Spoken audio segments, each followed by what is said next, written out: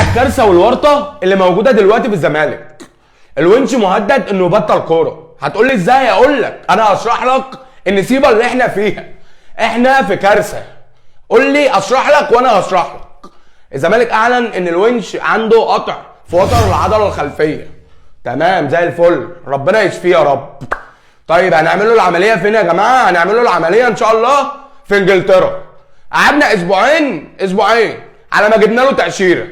هيروح انجلترا، راح كفر الحمى. هو الونش راح انجلترا انه هيعمل عمليه قطع في وتر العضله الخلفيه.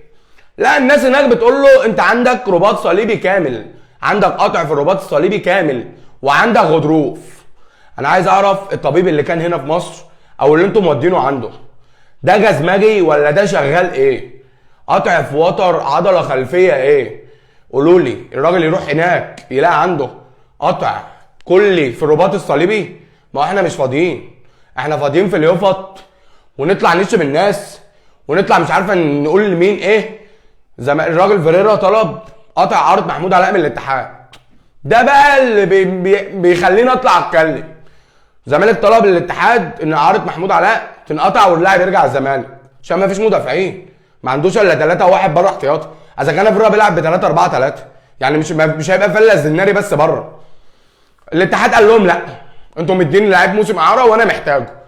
لا، احنا زعلانين ان الاتحاد قال لنا لا. هو مش حقهم. انتوا بتعملوا النصيبه وعايزين تشيلوها للناس. يعني الزمالك دي ده ما حصلتش في مركز شباب في نادي درجه رابعه. مش عارفين تعالجوا لعيب؟ مش عارفين لعيب دولي زي ده عنده ايه؟